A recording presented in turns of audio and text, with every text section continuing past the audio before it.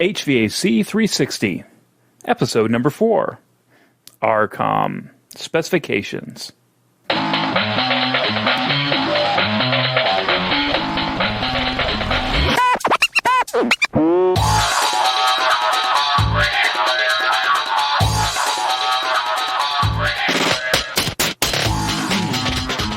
Welcome back, everybody, to another episode of HVAC 360.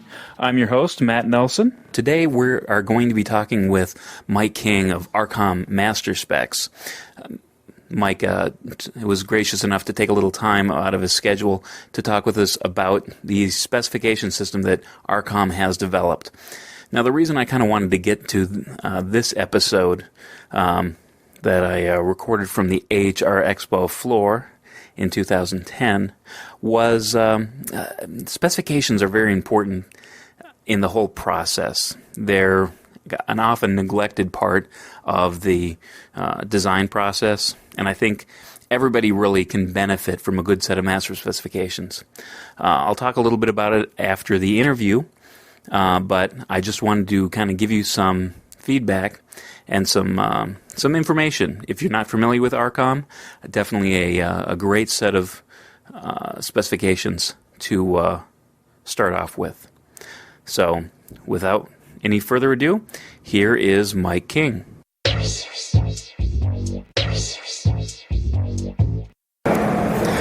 We're on the floor of the AHR Expo 2010 here in Orlando, Florida. I'm talking with Mike King of ARCOM Master Systems. And Mike, can you tell me a little bit about Master Systems, ARCOM, and what it means to a design engineer?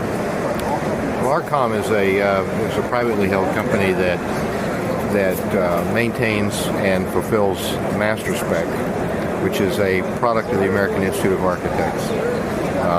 Master Spec is a master guide specifications that is used by engineers and architects to create their project specifications. We create Master Spec as an inclusive, comprehensive set of specification sections that have all the options and alternatives that an engineer might need for projects ranging from high-end residential to hospitals, detention facilities, laboratories, from the very simple to the very complex projects. And in addition to the guide specifications that an engineer would edit for their project specifications, each section comes with what we call supporting documents, one of which is a research paper on the subject, which talks about the subject matter of the section. It gives the engineer some guidance on product selection, product application, what manufacturers make those products, what standards apply to those products and activities, and gives them enough information that they can make intelligent decisions when editing the section for a project. Each section has all of that information along with a drawing coordination checklist and a specification coordination checklist. So it's a wealth of information that is at the fingertips of the engineer while they're editing their specifications for a project.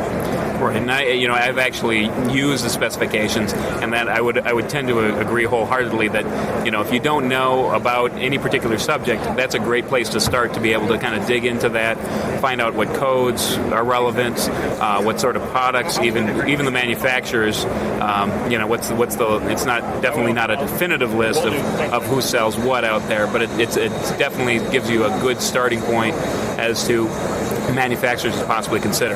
Right.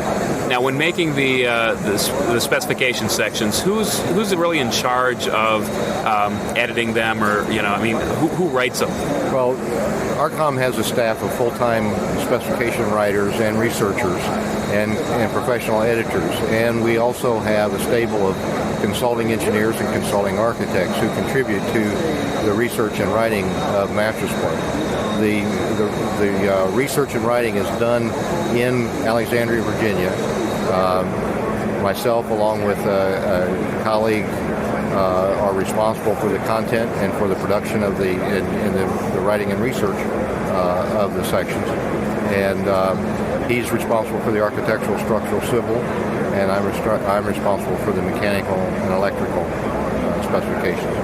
And in addition to that, we have, and we're pretty exclusive, and we are exclusive in this feature, we have a peer review process. We have practicing engineers and architects from all across the country who come together 4 times a year for 2-day meetings, and they come prepared to review and critique sections that are scheduled to be updated. So they bring the real world experience to the table. They are prepared to talk about what new standards and codes apply, what new products there are, what new construction trends there are in their industry and their experiences. They come prepared to talk about how difficult the section might have been to edit for a project, and they come prepared to talk about how difficult the section might have been to enforce during construction. All of these and a lot more are talked about during the review. They note that some manufacturers have gone away and some new kids on the block, what new products there are out there. And so we frequently will continue to expand the content of a section, and sometimes we decide that the expansion is such that we need to separate that section into multiple sections to make them easier to edit. And so that's our real touchstone with the industry. We do this full time. This is all we do. We don't design projects. We only maintain this master and expand this master. And so that's our touchstone with reality. So how often does a section get reviewed? In our traditional updating process, we work our way through the entire library. I have about 260 mechanical electrical sections, and we work our way through that library on a 3 to 4 year cycle. But we've now implemented a new process whereby we can do global changes throughout the library on a more frequent and an ad hoc basis. So when there is a change in the industry, we can respond to that wherever it occurs and however many sections that occurs in. For example, when the National Electrical Code is updated every 3 years, we can go through and make whatever changes are necessary to bring the library in compliance. We just finished a project whereby we updated the entire master spec library to comply with the latest lead rating system, and that's published by the U.S. Green Building Council. So the answer is complex. We have a traditional updating process where we literally take sections apart and put them back together, and that's on a 3 to 4 year cycle. But we maintain the entire library to keep pace with the industry. Now, as far as, say, an engineer has a particular beef or gripe, or they say, you know what, this section isn't that great, is there an avenue that they can actually give some feedback to ARCOM to say, hey, you know, I question this one specific item? Yes, there are several paths for that to take. They can log on to our website, and there's a place to navigate to a location where they can deposit a comment and be very specific about it. Or they could actually make a phone call and be connected to either my colleague, Paul Brosnahan, for the architectural side, or myself. And if we can't answer the questions, we put them in touch with the actual person who did the research and writing of the section to answer their questions. Okay, so if they do have above and beyond,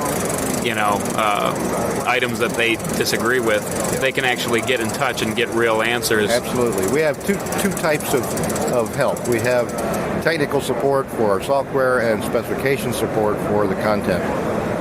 Okay.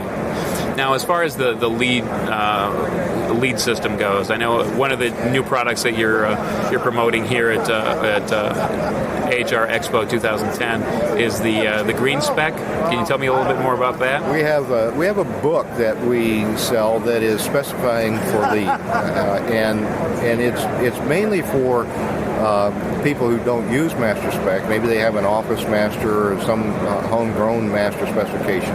And it tells them section by section what requirements they need to add and where to add them to comply with U.S. Green Building Council's lead rating system, and to comply with the prerequisites and qualify for credits. that information was extracted from MasterSpec. So a person who purchases MasterSpec and uses it on their project has all that information already embedded in MasterSpec. And the book that we're selling and the CD that comes with it is an extraction from MasterSpec for those who don't use MasterSpec, haven't decided to go with MasterSpec yet, and can capitalize from the experience that we've had in creating that. Now, as far as the process goes of, say, you know what, I really like MasterSpec, I wanna go ahead and purchase it. What can the end user expect as far as deliverables from MasterSpec? I mean, how many times do you get updates? Well, they get an initial package that contains all of the specification sections that they've decided to license, and we tailor the package to their practice, so they don't get sections that they don't need, and they get software along with that. There is software that comes free with MasterSpec that contains utilities to make their specification writing process more automated. It's embedded in Word or WordPerfect, and it provides utilities to turn their word processor into a more of a specification processor. And there are utilities for when they're working on all of the sections in their project manual. It allows them to create headers and footers one time, and it puts it on all the sections. It will create a table of contents. It will actually create a submittal log out of the finished project manual, and puts it in the same format as the submittal logs that they can get from the AIA. And the updates then are distributed by a download from our website, and every quarter we send out a notice that the update's ready with a link to go directly to the page. They log in with their license number and download the sections that they're licensed that have been updated, or they can download the entire library all over again if they wish. Yeah. Now you talked about customizing what they purchase, and obviously if you're a mechanical or you're mechanical electrical, you can get just those sections. And there is, as from my understanding, I guess, the basic version, and then you can go and buy supplemental sections based on the really what you need. And a lot of those, correct me if I'm wrong, but those are more tailored to uncommon systems that are a little bit more technical. That's right. There's in addition to tailoring it to the particular practice, whether it be a consulting engineering firm that has all MEP disciplines, or if you're just an electrical engineer or a mechanical engineer and you just do HVAC design, you can buy a package of sections that is tailored for that particular practice. And we have a basic library that contains all of the sections that you would need on projects that are anywhere from simple to complex. But we keep that basic package narrowed to those systems and equipment that are most frequently used, that are used 80% of the time on most projects. To give you an example, there are 6 different chiller specification sections in the ME library. There's the scroll chillers and the centrifugal chillers, and then there's among them is those that are very infrequently used, which are absorption chillers. And so we have the reciprocating, the scroll, and the rotary screw, and the centrifugal chillers in the basic library because they're the most frequently used on most projects across the country. In the expanded library, we also include there are 2 different kinds of the absorption chillers, because those are used in huge facilities and they're very infrequently used. They're used typically when there's a steam plant, like in a big major hospital or university, and they're using the steam to also generate cooling. Right. Now, as far as I know that there's additional software you can buy in addition to this. It's more of a Q&A. I think it's called Links. Is it? Yes. Can you explain a little bit more about that? Well, I equate Links to specification writing, much like, since this tax season is coming up, much like using TurboTax to do your taxes. In Links, what is like having a spec writer sitting on your shoulder asking you what's in the project. And once you tell him, okay, I've got a centrifugal chiller or I've got a cast iron boiler, you'll start asking other questions based on your answer. So if you say, I've got a cast iron boiler on this project, you'll say, okay, is this a factory assembled or a field assembled cast iron boiler? Is it a gas-fired boiler, oil-fired boiler, or a combination boiler? Does it generate steam or just hot water? And as you answer those questions, it will lead you down a path of questions. And if you say that it is a hot water boiler as opposed to a steam boiler, you'll not see any more questions about steam. And it will focus the questions. So the questions are linked to the content, and as you answer the questions, it's operating on the content. And you can actually watch that happen as you're answering the questions.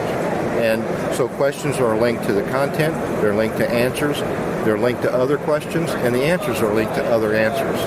And so we spend a lot of time after we update sections to go in and with programmers actually make internal linkages to the content. And the internal linkages to the content, in addition to being linked to those questions, are the contents linked to each other. So we have structural linkage that says that a subparagraph belongs to paragraphs. Multiple subparagraphs belong to a paragraph. Paragraphs belong to an article. Articles belong to a part. So if you delete the upper level, if you delete the parent, the children go away. If you delete all of the children, the parent goes away. And so in the hierarchical structure of a section. Also, if you delete a product in Part 2 that has unique installation requirements in Part 3, if you delete the product, the installation requirements will go away. So that's the semantic linkage. So there's a product in Part 2 that you don't want in the project, you delete that, its installation requirements go away, its submittal requirements go away in Part 1, any quality assurance that may be associated with that goes away, and so forth. So it's like doing taxes with TurboTax. TurboTax asks you questions, you plug in answers, and you plug in quantities and dollar amounts, and it fills out your tax form for you. In links, you answer questions, it sends you down a path of questions, and it edits the section in the background for you. And the questions will take you 80 to 85% of the way to completion. And then you have to do some fine-tuning after you're finished with that. Now, as far as the basic numbering of the sections, there was a division, or the old numbering system, and then the new numbering system.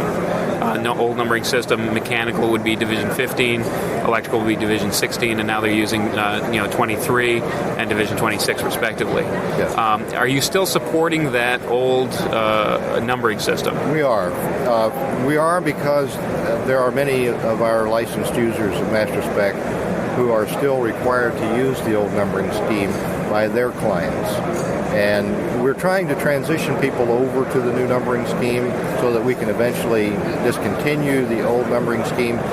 And the reason for that is that the old numbering scheme is very limited in its ability to hold all of the new construction trends and construction activities that have just exploded in the last several years. The numbering scheme is limited in its ability, and it was overfilled back in the 90s, and we're just running out of numbers as we need to create new sections to handle new technology like chilled beams and photovoltaics and things like that. We're actually running out of section numbers to assign to that subject matter. And so when the CSI, Construction Specifications Institute, updated master format, and master format is the master list of numbers and titles. It doesn't have any specification content. It's just the numbers and titles. It's a classification system. Mm-hmm. Master Spec uses that classification system to assign numbers and titles to the content that ARCOM writes. And so as we have transitioned and we now offer it in both numbering schemes, the content is identical. The only thing that is different is the address on the section and the cross-referencing within the section. So we're trying to to make it easy for our existing customers who are using the old numbering scheme to transition to the new numbering scheme. And we've even offered and do offer training for those who are having difficulty with that transition. But until all of our customers move over, we will continue to support them in the old numbering scheme. Right now, we're at a rate where about 90% of our customers are using the new numbering scheme for at least some of their projects.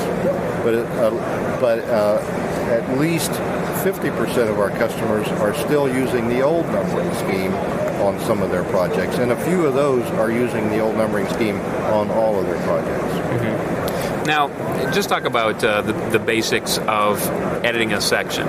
You take a section, a specification section.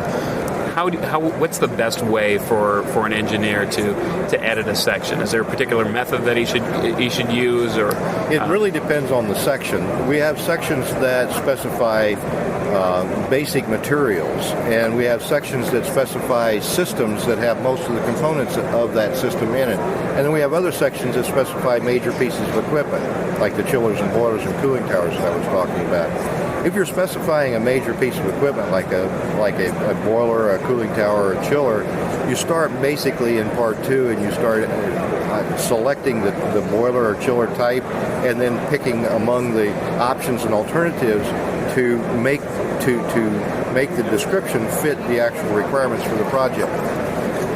And then you go into part 3 for execution and the specific and unique installation requirements for what resulted in your editing of part 2. And you go into then part 1 and you deal with the submittal requirements and things like that. If it's a system like a piping system, many times you end up starting at the very end of the section, which is where this piping schedule is, and you identify the various applications for that piping system.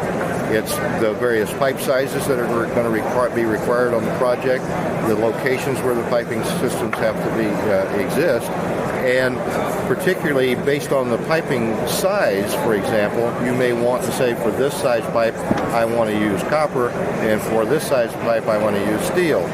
And once you've made those decisions for the applications, then you can go back and delete the pipe materials and joining methods that are specified in Part 2 for those materials and methods that you no longer need. And so it depends on the system. It depends on the subject matter where you start.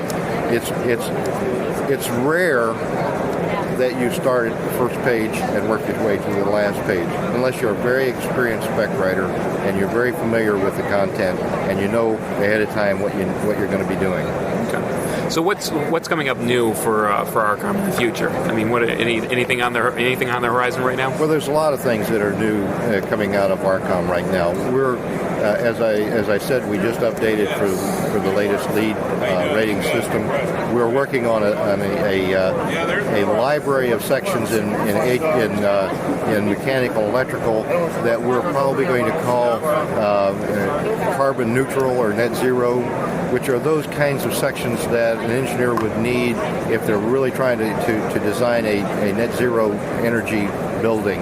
Things like photovoltaics, solar panels, thermal storage, energy exchange systems, and those kinds of things. There's a whole list of sections that are under development right now that will be issuing in the second, third quarter of this year, and that's a very exciting development. We're also coming out with some new software, the next generation of our Links program, and we are constantly embellishing our Masterworks program and that sort of thing.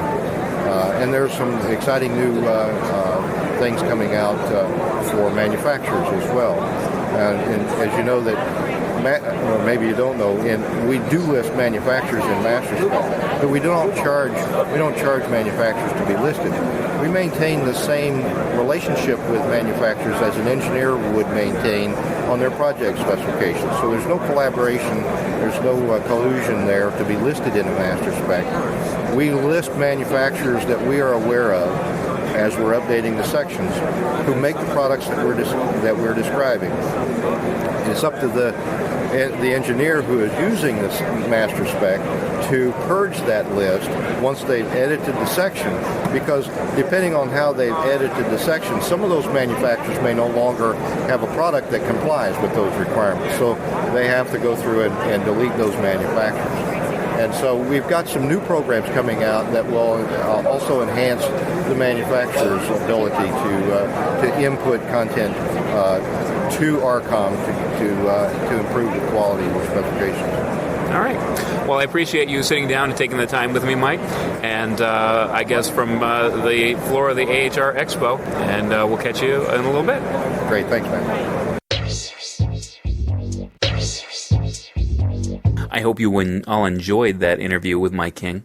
I'd like to thank him again for taking his valuable time out of his schedule to talk with us at the AHR Expo and tell us a little bit more about ARCOM and the master systems and master specs.